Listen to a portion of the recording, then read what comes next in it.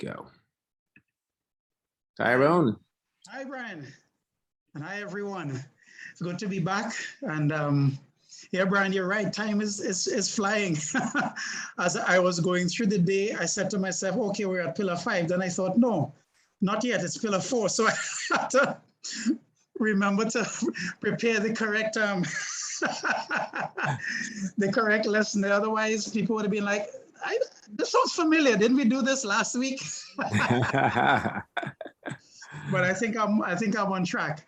And then I remembered that we started on the 1st of September, and this is one of those rare months where we have 5 Wednesdays. So that kind of helped me to get back on track. But it's great to be together with everyone, and of course to have my Jamaican Michelle join tonight as well too. So that's always wonderful.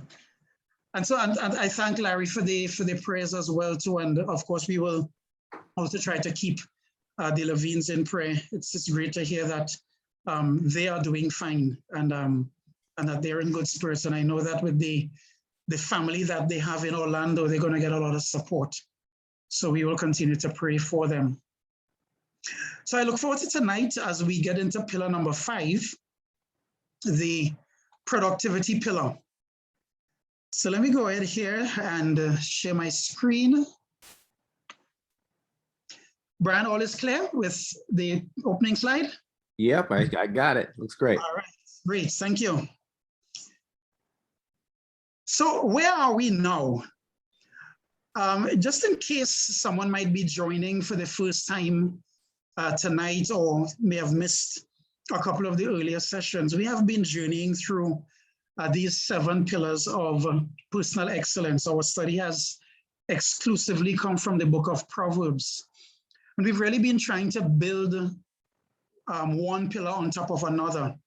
So for the past 4 weeks, we have looked at 4 pillars: humility, and we've established that this is where it all begins. Just a humble, first and foremost, reverence for God, an understanding of our need for spiritual direction, for guidance.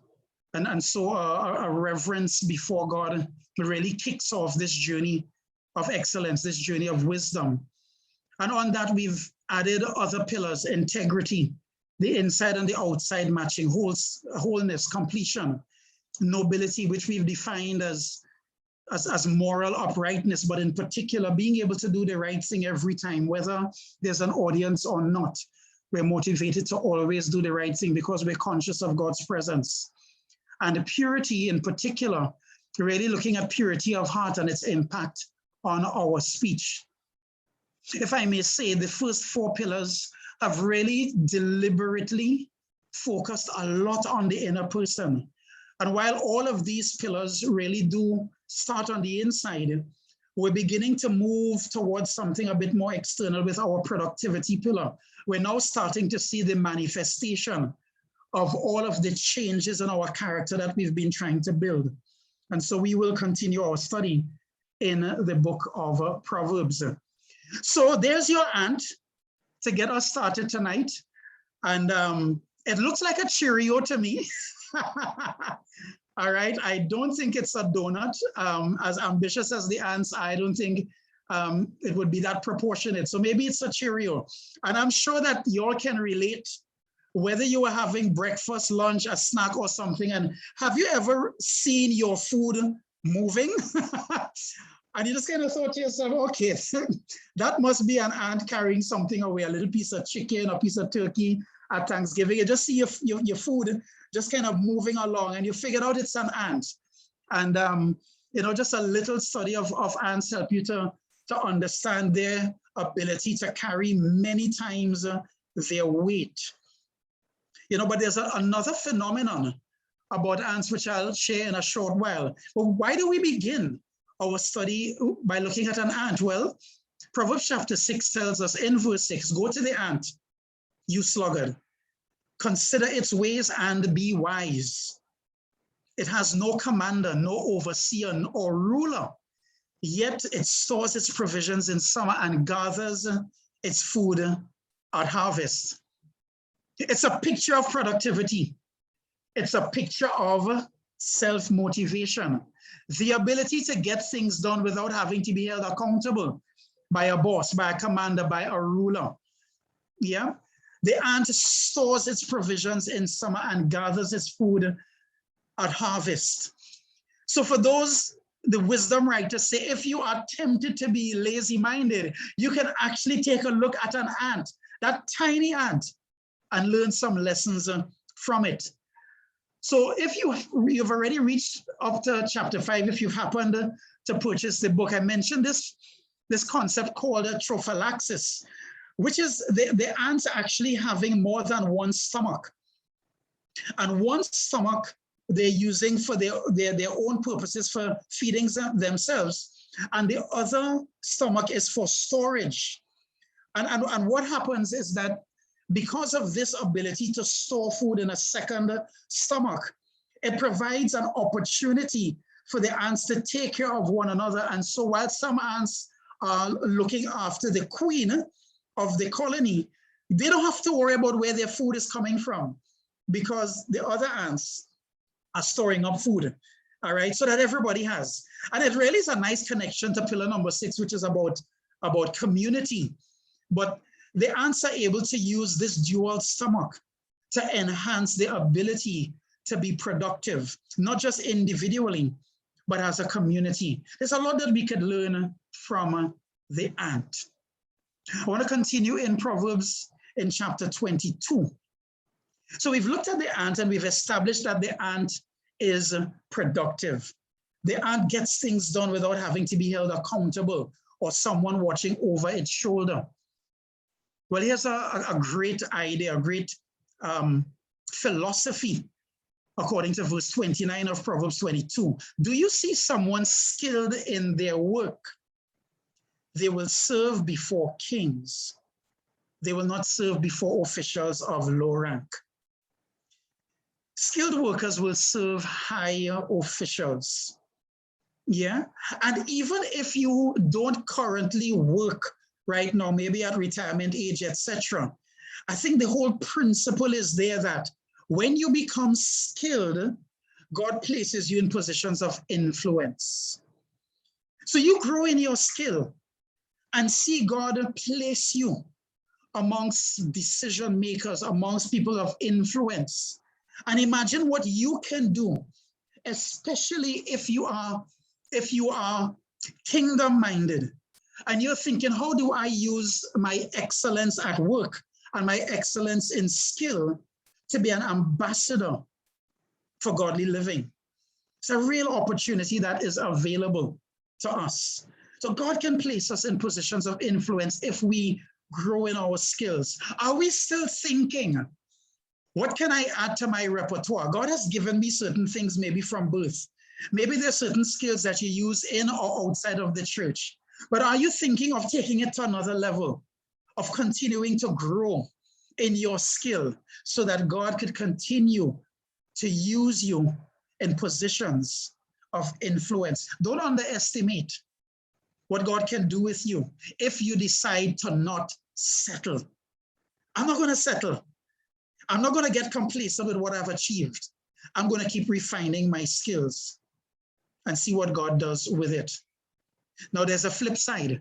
In Proverbs 18, it says in verse 9 of the NIV, one who is slack in his work is brother to one who destroys. So on one hand, we have the skilled worker. On the other hand, we have the slack worker. The MSG, which is a real paraphrase of the Bible, it says slack habits and sloppy work are as bad as vandalism. It's destructive. If our work ethic is not a good one, if our work habits are slack, then that can be destructive. And so we have to choose which side of the divide do we want to fall on, skilled worker or slack worker. I think it's very clear to me where we would all want to be, but we want to be conscious of not slipping into sloppy habits, yeah? And so, Michelle, if I could, Michelle Santos, because I know there's more than one Michelle, but my Michelle would want to navigate this. My question to the brothers and sisters is this: what's the evidence of slack work? Could you please put your answers in the chat? How do you know? What's the evidence? What's the manifestation of slack work? Michelle, over to you. Okay. Lazy, taking shortcuts, job not completely done, full of mistakes, work done in haste, cheating. And that's it. So we've Not being trusted, rush, work doesn't last, waiting for handout. Not sure what that means. Work has to be redone, procrastinator, attitude towards working in team, lack of consistency, procrastination. Wow, thank you. We've heard procrastination. A couple more coming in. Michelle, I'll pause. Don't care how it's done, bad reputation. Tasks removed by boss. Always distracted, half-hearted. Not giving your all. Great. Thanks, Michelle. Thanks, everyone. We've heard some common themes coming in. We've heard half-heartedness, work having to be redone, procrastination, all right? Work not being completed, yeah? Work not being completed on time, work not being completed up to a particular standard. And I don't know, maybe we've all been there at different points in time. We've had to, whether someone had to pull us up or whether we were able to see for ourselves. But you know, we don't feel great if we don't put out our best effort, and we know it. You know, and sometimes maybe you're very good at what you do and there's a temptation to coast on your skill, yeah? But you know, we want to ask ourselves, is it really just about the final result? Or is it about the character that we show throughout the process? Yeah, I remember trying to remember if it was the book Ordering Your Private World. I'm not remembering if it was that one. But years ago, I read a book, and at the end of one particular chapter, the author was saying that there were two students who were, you know, were graduating and going into the working environment. One in particular was brilliant and would just top, you know, just ace his exams consistently because he was so bright. And there was someone else who had to work a whole lot harder to be able to get, you know, adequate results or good results. And when it actually came to hiring, because the person who had to do the hiring was aware, all right, of the habits that they had cultivated in school, you know, it was the person who worked very hard and didn't have the great results who ended up getting the job, because the employer felt as though, I can't trust you, you're bright, but you seem to be lazy-minded because you just coast, yeah, on your intelligence. And that was an example of someone looking and saying, I'm not going to be too impressed just by the results. I'm looking at your character. I'm looking at your work ethic. And so it's important for us to see the value of building this character of productivity. And maybe we can connect pillar number 3, nobility, and pillar number 5, productivity. I'm going to be excellent no matter who is watching. I'm going to get it done. And I'm going to work hard because I'm conscious of God, and ultimately He's the boss that I'm serving. And so let it not be said that I produce sloppy work. Let it not be said that I'm always asking for extensions because I haven't been disciplined. No, let's have the character where people stop and say, this is somebody I want on my team. I think some of the things that I thought of might have been shared. Habitual tardiness, I think that was shared. Procrastination, missed deadlines, a disorganized desk. And, you know, this one has often been a challenge for me, and sometimes it's the vehicle, you know, my vehicle not being as clean or as orderly as it needs to be. So I still have some work to do, but, you know, looking at the Proverbs is helping me to really just, you know, shape my character and get rid of some of the sloppiness that I've seen in my own life. Look at Proverbs 24, verse 30 and 31.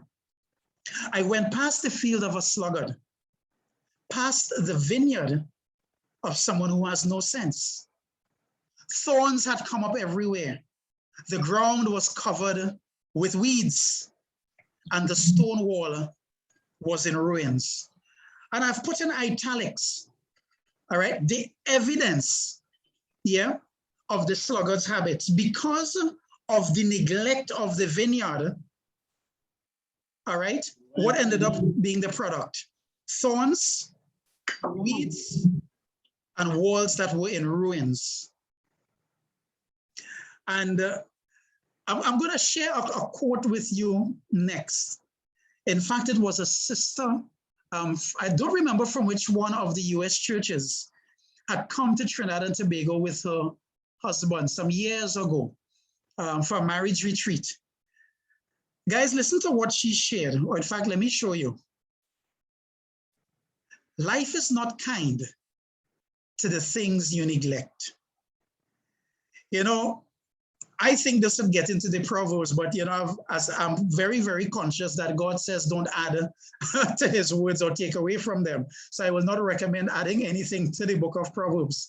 But you know, when she shared this in the context of marriages, it made a lot of sense in the context of the marriage retreat. Life is not kind to the things you neglect. If husbands and wives are neglecting spending time together, great communication, resolving conflict quickly, praying together, special dates, maybe cultivating spiritual disciplines together. If these things are neglected, it comes back to bite you. So it was originally shared in the context of marriage. But brothers and sisters, if we take that principle and extract it from a marriage context, to me, this is exactly what Proverbs 24 is talking about. Life is not kind to the things you neglect. When we neglect things, there's a consequence. If I were to go back to the slide, what happens? The sluggard neglected the vineyard. What was the consequence? Thorns, weeds, and ruins. Is there anything in your life that you're currently neglecting? Is it stuff to do with health? Is it stuff to do with saving for the future?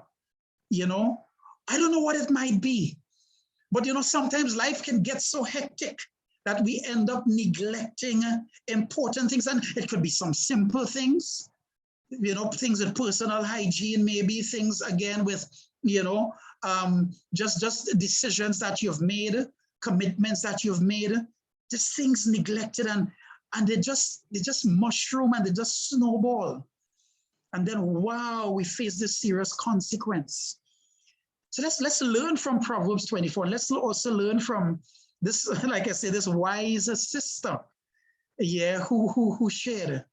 Be very, very conscious of neglect, because life isn't kind to the things we neglect. Let me move on to talk about two sub-themes under productivity: stewardship and diligence. Under stewardship, I want to talk about our use of time and use of money. And under diligence, I want to talk about going beyond promises and looking out for excuses. Again, we're going to be guided by the book of Proverbs. Proverbs 4, verse 26, give careful thought to the paths of your feet and be steadfast in all your ways. There's a general principle here of giving thought to your ways. I think there's another proverb, Proverbs 14 says the prudent give thought to their steps. And that particular passage was really dealing with not being gullible, not just believing anything you hear, but giving thought before you act. So this idea of giving thought is a wisdom principle. Before you act, you give thought.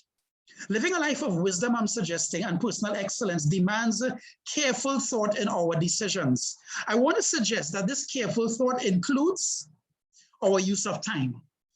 So this Proverbs 4:26 was not in its original context, talking about use of time, but the principle is giving careful thought to the paths of our feet.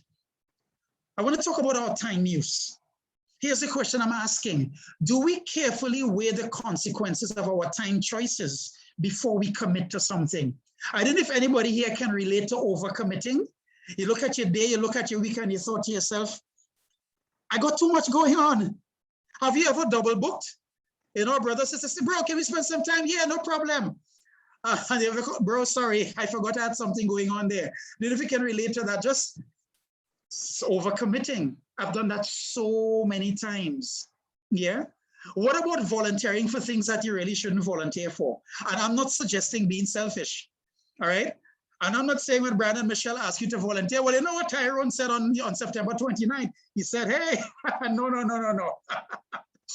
Not suggesting that either. Yeah. But you know, sometimes out of wanting to be great disciples, we say yes. And we say yes to things that God doesn't want us to say yes to. And then we're stretched. And then going from being stretched to being stressed because we've overcommitted. And we haven't stopped to weigh, is this something that I need to invest in right now? Is this the best use of my time right now? Yeah. I think besides that too, we also have the time toilets. Brandon and Michelle will know what I'm talking about. Brandon, both Michelles. When we had the privilege and the joy of serving on staff together in Jamaica, at the time in Jamaica, the lead evangelist was the late Damien Jean-Baptiste. All right, incredible visionary and missionary in the Caribbean, and he would lead our staff meetings. And I don't know, Brian and Michelle, I don't know if you all remember Damien talking about time toilets. I never heard it before then, But as soon as I heard Damien say time toilets, I knew exactly what he meant. Because guys, you use a toilet to flush.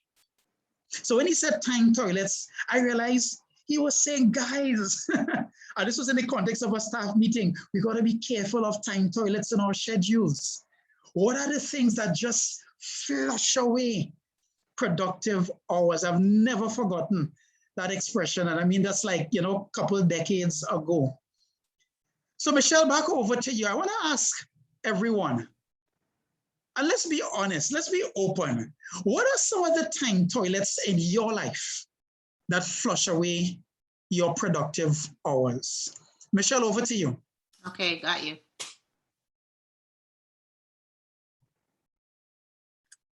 Phone, that's a good one. Television, social media getting lots of things.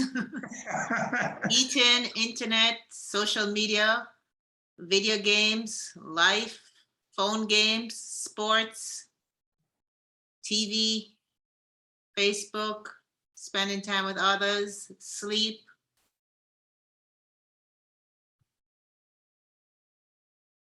Time spending watching unnecessary TV or phone, crafting, complaining, being disorganized, YouTube, more sleep, food, YouTube, being fearful, procrastinating, gardening, online shopping, TV, social media, procrastination, work, gossip. Wow. Overthinking, more YouTube, not knowing to choose the right battles to fight. Michelle, let me jump in there. That was quite an array.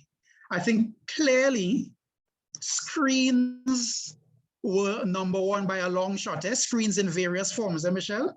Yeah. Because we had social media, we had TV, we had sports, we had YouTube.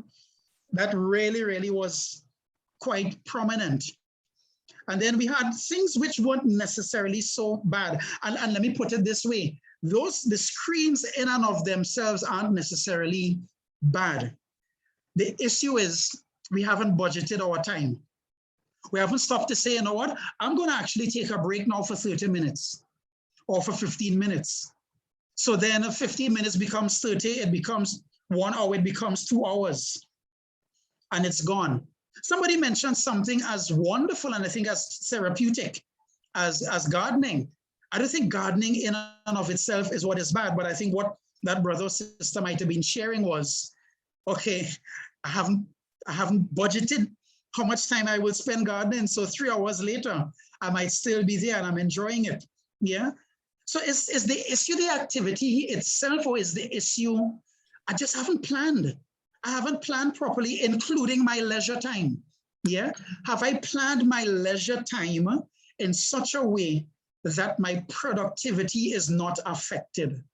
And that may be the issue. But the screens, I mean, there are a lot of experts now who talk about things like digital minimalism, you know, just taking days off from screens, you know, letting your screens go to bed before you, you know, and, you know, letting your screens wake up after you, you know, things like phone and tablets and stuff, staying outside. I mean, people have all kinds. That's not my, I'm not here for that. There are enough advocates for that. I'm looking at us being productive together. Yeah. And whoever's shared sports, I can completely relate to that. All right. My career has been in sport in terms of my teaching and my professional practice. And so I have to be very careful, especially if, you know, the Los Angeles Lakers are playing or Manchester United, for those who might be soccer fans. I got to be careful when my favorite teams are on. Yeah. But the issue again, maybe the issue is budgeting our time and just kind of thinking through, is this the best use of my time? Yeah. I've had to learn that sometimes instead of watching my favorite team play a live game, I'll just watch the highlights, or I'll just check the score. I'll just go.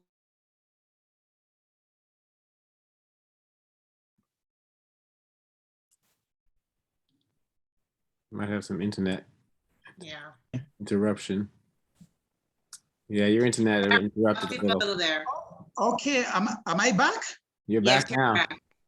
Okay, I don't know how long I was talking to myself, Brian. What was the last? Lakers and you went out. You said Lakers and you just went out. Okay, wow, there's a connection. That's a Shaquille O'Neal thing, yeah? Orlando to the Lakers, all right? So I'm not going to mention the Lakers ever again. Okay, but I'm all clear again now, Brian and Michelle, yes? Yes, you're good. All right, wonderful, thanks. All right, so we're moving on from stewardship of time to stewardship of money. I call this the prayer of contentment. It's a wonderful passage in Proverbs 30, verse 7 to 9. Two things I ask of you, Lord. Do not refuse me before I die. Keep falsehood and lies far from me. Give me neither poverty nor riches, but give me only my daily bread. Otherwise, I may have too much and disown you and say, who is the Lord? Or I may become poor and steal and so dishonor the name of my God. I call it the prayer of contentment because the prayer is this. Well, first of all, he says, I want good character, yeah? Keep falsehood and lies far from me. From a materialism perspective, he says, neither extreme. If I am too rich, I might get arrogant. I might feel like I'm responsible for my success and disown you, God. He says, I don't want too much. On the flip side, if I have too little, I might be tempted to steal. And that would dishonor you. He says, just give me my daily bread. Michelle, I'm going to do a quick trivia here. This reminds me of something that Jesus taught. And I don't want to say exactly, you know, I'll say the book. Something Jesus taught in Matthew kind of reminds me of this. Who wants to put it in the chat? If I give the context, I'll give it away. Yeah, don't give the context. You give good enough clue. I'll just give the book. How we should pray. Matthew 7. Matthew 7 is close, but that's not what I'm thinking of. Rich man through camel. I don't know. Matthew 6. Matthew 6, exactly. Okay, the person who said Matthew 6. Exactly what part of Matthew 6 am I thinking about? Somebody else said Matthew 6:33. Yep, that's it. That whole passage from verse 25 down to verse 34, it's very similar. Yeah. Food, clothing, and shelter. Mm-hmm. If we seek first the kingdom. That's all we need, the basics.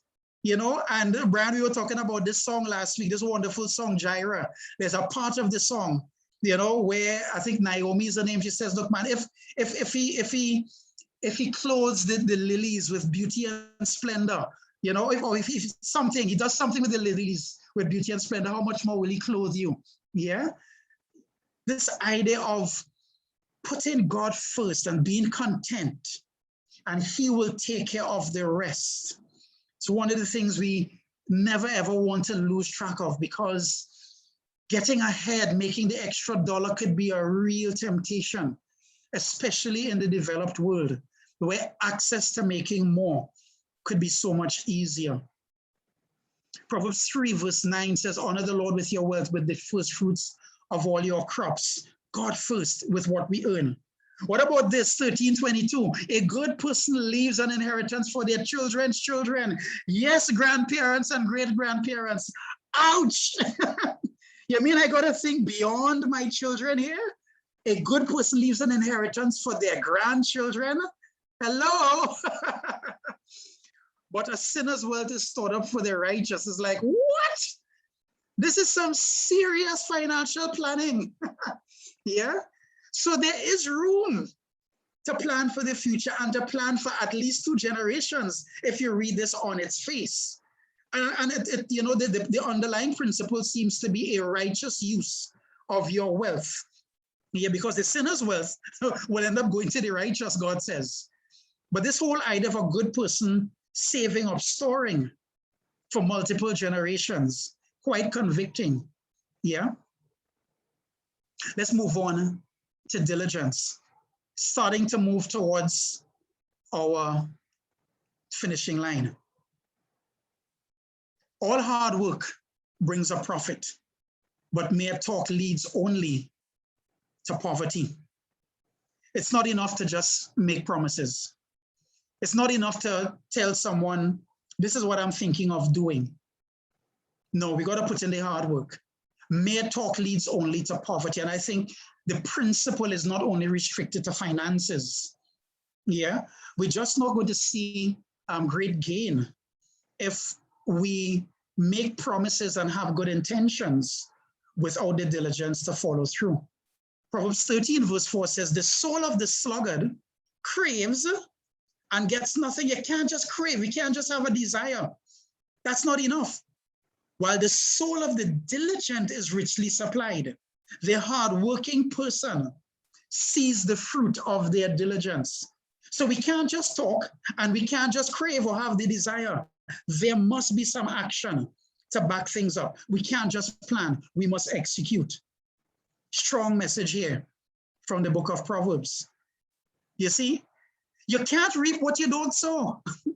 I think there's a flip side to it. You know, we're accustomed to maybe the Galatians 6 side. Yeah, you reap what you sow from a negative perspective.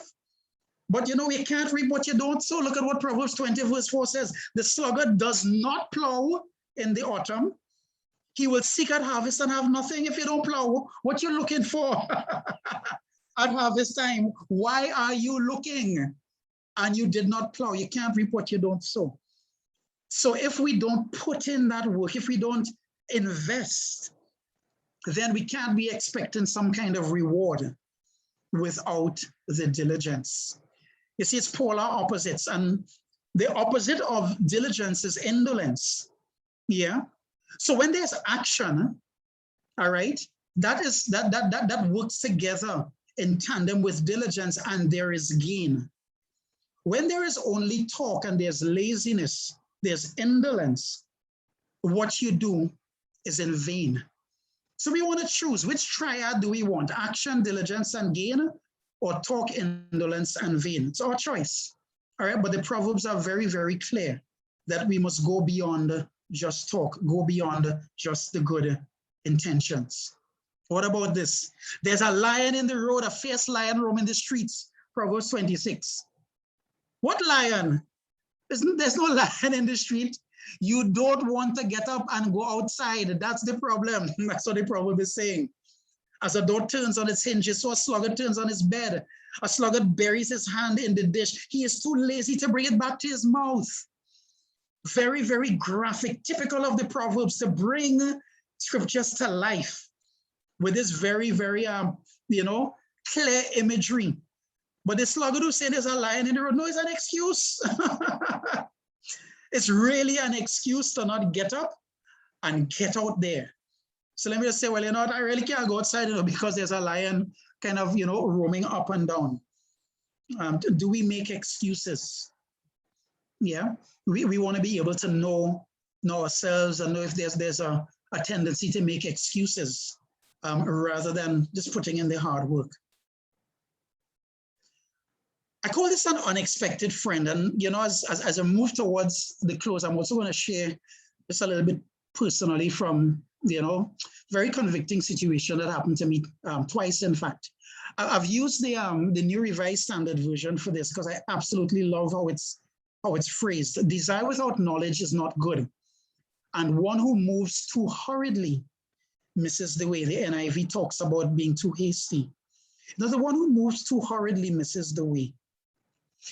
I want to suggest that an unexpected friend of productivity is actually slowing down and removing hurry from our lives. Different ones of us, especially the avid readers, those who maybe read Christian classics, etc., might be very familiar with the writings of Dallas Willard. Dallas Willard actually mentored, I think, a current writer by the name of John Ortberg. He's written some wonderful books. And John Ortberg was having what would be equivalent to our discipleship time, our mentoring time on the telephone, you know. And Ortberg calls up Willard, and, you know, he takes out his pen, his notepad, and he's ready to get all these nuggets of wisdom from Willard, all right? He says, Dallas, what do you have for me today? All right, just, you know, in terms of being effective in my spiritual life. Willard says to him, listen, John, you must ruthlessly eliminate hurry from your life. John is like, wow, this is awesome. That's a great nugget. He says, okay, Dallas, tell me more. He said, no, that's it. We're done for today. You must ruthlessly eliminate hurry from your life. I've never forgotten it since I first listened to that audiobook. And ministries, books, websites have been started with this whole idea of ruthlessly eliminating hurry. What are you like? Do you feel like your life is a treadmill? You know, sometimes I wonder, in my limited human thinking, sometimes I wonder if one of the things God did for the human race, you know, through COVID was to compel us to slow down. Just the treadmill, just the pace, the hustle, the hurry, the rushing. And God says, no, stay in your house, spend time with your family, reconnect with people, spend time with your children, get to know one another, stop the hurry. That's how I feel. I don't know about you. Yeah? But just hurrying. And, you know, Proverbs 19:2 says, the one who moves too hurriedly misses the way. I remember heading home from work some years ago, and as I was driving, and you know, I'll just be very, very transparent. I was driving in the fast lane, so I was on the extreme right. That would be in Trinidad and Tobago. That's the extreme right would be the fast lane, and out of the corner of my eye, I saw a vehicle on the shoulder. And because of the color of the vehicle, it was a very rare color, I said, but this looks like this sister's vehicle. And I'm saying to myself, that looks like a sister in the church. That looks like her vehicle. But two things. One, I was in the fast lane, so getting across would have been difficult. But besides that, besides the fast lane thing, which might have just been an excuse, I was just hurrying to get home. You know, brothers and sisters, when I got to church, I don't know if it was the following, that Sunday or not too long after, I said, I saw a car on the shoulder that looked like yours. Was it you? You know, she said to me, Tyrone, I wish you had stopped, you know. I was really in trouble and needed help. So you can imagine how I felt when she said that to me, because I was just so hurrying, in such a rush that there she was. And you know, this is close to where I was living, so this is on the way to getting home. I could have stopped to help out. So I missed that situation. And guys, here's what's very convicting. I don't remember when it was, but when that sister and her husband were about to have their first child, and she was pregnant, all right? And where we were meeting for church in Trinidad was upstairs and downstairs, so we actually had to climb the stairs to get to church. Now, the brothers who, you know, who serve And, maybe you have the pre-meeting. Maybe you've been asked to do a welcome or communion, or you might be preaching, the pre-meeting that you would have to kind of plan the service. I was going to this pre-meeting, all right, that would happen like about 20 minutes before church. And on my way up the stairs, who would be walking up the stairs? The sister who was now pregnant. And it's embarrassing to say that I just rushed past her because I was trying to get to this meeting. To do what? To do God's work? To share some lesson? You guys know it's so clear what was the right thing to do. What was the kingdom first thing to do? Stop and ensure that she got up the stairs okay. Quite sure that the brothers would have been quite fine if I got to the meeting 5 minutes late because I was helping her out. So there I am, more concerned with, speaking before the church rather than helping the sister navigate up the stairs safely. Hurry. This is just Tyrone hurrying. Just hurry, rush. This is a major repentance area for me. I don't know if you're anything like me, please learn from my mistakes, but consider what Proverbs 19:2 might be saying to us. If we move too hurriedly, we might just miss the way. An author, and I just borrowed this from him, great book that I read from him. I think he's one of the authors writing about unhurried living. And he says he's adopted these spiritual disciplines. And I said to myself, I'm taking them.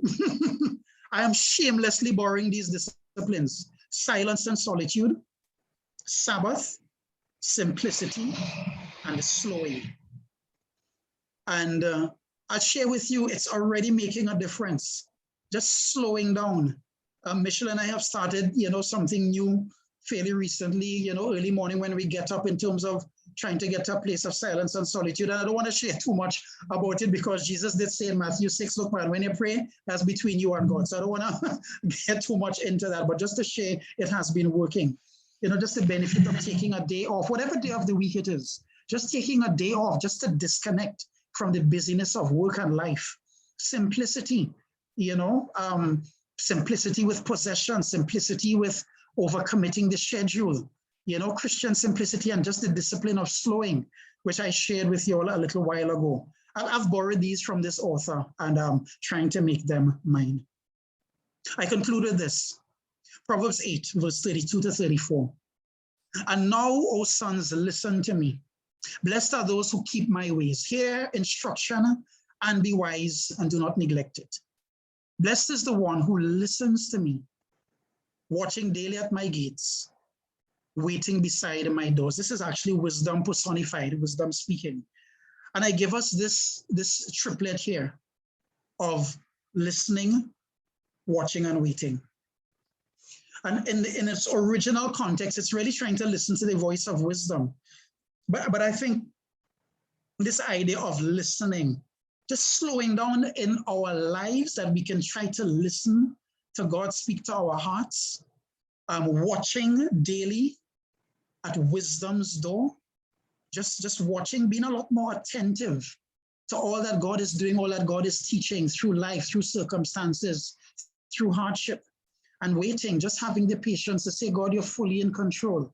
I will not live my life in a rush. I'm going to learn to be patient as I trust in you. Listen, watch, and wait.